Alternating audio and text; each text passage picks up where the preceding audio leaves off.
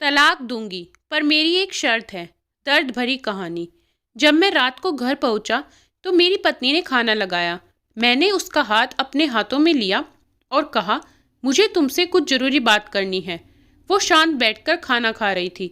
उसकी आंखों में कुछ दर्द सा साफ नजर आ रहा था। अचानक मुझे नहीं पता कैसे कहूँ, मगर मुझे उसे बताना ही था। मैंने बड़ी शांति से कहा, मुझे तलाक चाहिए। लगा जैसे उसे मेरे शब्दों से कुछ फर्क नहीं पड़ा, बल्कि उसने मुझसे पूछा, क्यों तलाक चाहिए। मैंने उसके सवाल को अनसुना किया तो उसे गुस्सा आ गया। उसने चम्मच उठाकर फेंक दिया और जोर से चिल्लाई, तुम इंसान नहीं हो। उस रात हमने एक दूसरे से बात नहीं की। वो रो रही थी। मुझे पता था कि वो जानना चाहती थी कि आखिर ऐसा क्या हुआ जो हमारा रिश्ता टूटने की कगार पर आ गया। पर मेरे लिए उसके सवालों का जवाब दे पाना नामुमकिन था।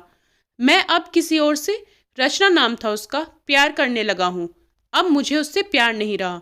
मैंने उसे उसके बरसों के प्यार की सजा दी थी।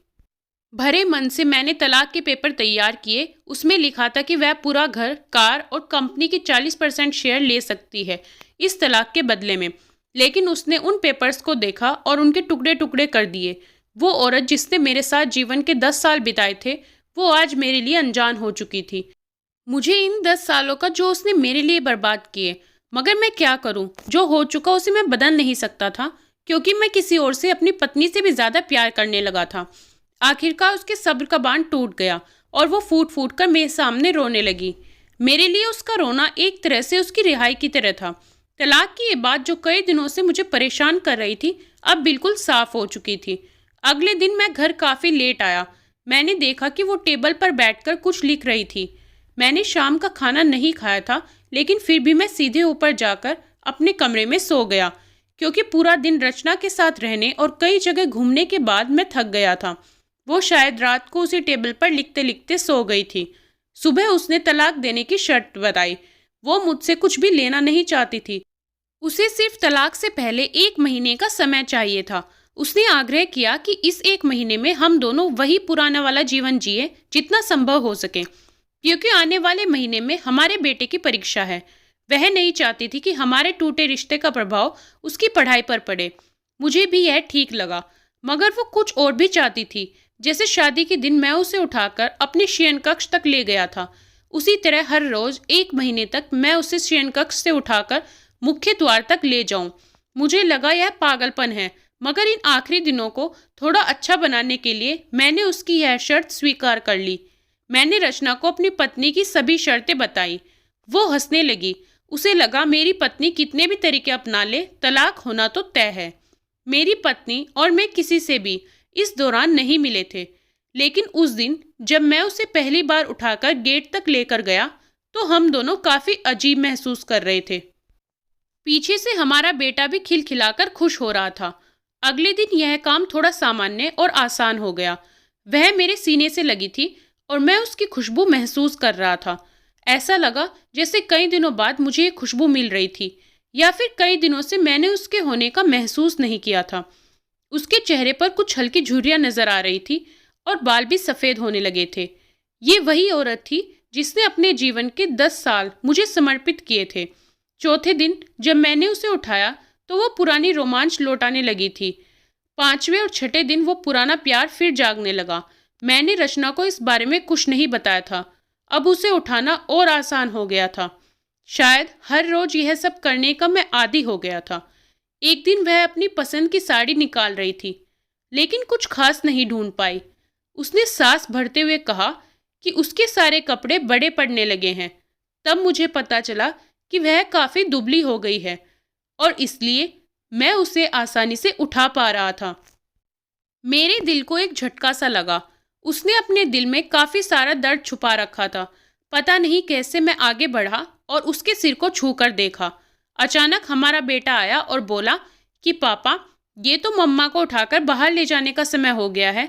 उसके लिए अपने पापा द्वारा मम्मा को इस तरह उठाकर ले जाते हुए देखना जीवन का अभिन्न हिस्सा बन गया था।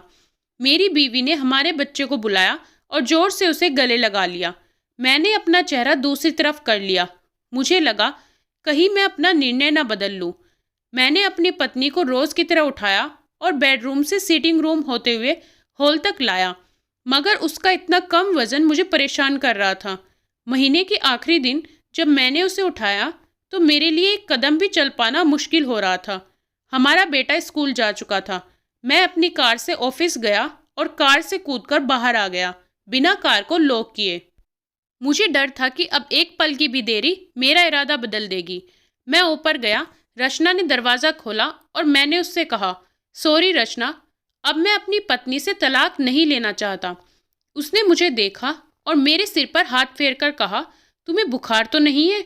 मैंने उसका हाथ उठाया और कहा, सॉरी रचना, अब मुझे अपनी पत्नी से तलाक नहीं चाहिए।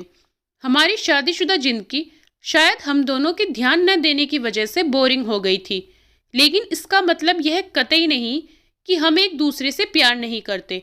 अब मुझे एहसास हुआ कि जिस दिन मैं उसे शादी करके अपने घर लाया था, उस दिन से जीवन के आखिरी दिन तक मुझे उसका साथ निभाना है। रचना के होश उड़ गए। उसने मुझे एक जोरदार चांटा जड़ दिया मेरे मुंह पर। वह रोने लगी और दरवाजा अंदर से बंद कर लिया। मैं सीढ़ियों से नीचे उतरा और आकर अपनी कार में बैठ गया। आगे एक फूल वाले की दुकान पर रुका और अपनी प्यारी पत्नी के लिए एक सुंदर सा गुलदस्ता लिया। दुकानदार ने पूछा कि इस पर क्या लिखना है। मैंने मुस्कुराते हुए कहा कि मैं तुम्हें जीवन के आखिरी दिन तक यूं ही उठाता रहूंगा, मेरी अर्धांगिनी। उस शाम जब मैं घर आया, हाथों में गुलदस्ता लिए, मेरे चेहरे पर एक मुस्कान थी। मैं ऊपर अपने कमरे की तरफ भागकर गया, लेकिन तब तक वह मुझे छोड़कर इस दुनिया से जा चुकी थी, हमेशा के लिए। वो कई महीनों से गंभीर बीमारी से लड़ रही थी, लेकिन मैं रचना के साथ इतना खोया हुआ था कि कभी ध्यान ही नहीं रहा। उसे पता था वह जल्दी ही मुझे छोड़कर जाने वाली है, इसलिए वह मुझे और मेरे बेटे के रिश्ते को टूटने से बचाना चाहती थी। मैं नीच उसे तलाक लेना चाहता था, लेकिन फिर भी उसने मुझे अपने बच्चे की नज़रों में एक प्यारा पति और पिता बना दिया था। ये छोटी छोटी बातें ही जिंदगी में महत्व रखती हैं। हम चाहे कितनी भी दौलत कमा लें, मगर बिना अपनों के ये इसका कोई महत्व नहीं है। कहानी कैसी लगी कमेंट करके ज़रूर बताएं। कहानी पसंद आए तो वीडियो को लाइक करें, शेयर करें और चैनल को सब्सक्राइब करना ना भूलें। धन्यवाद।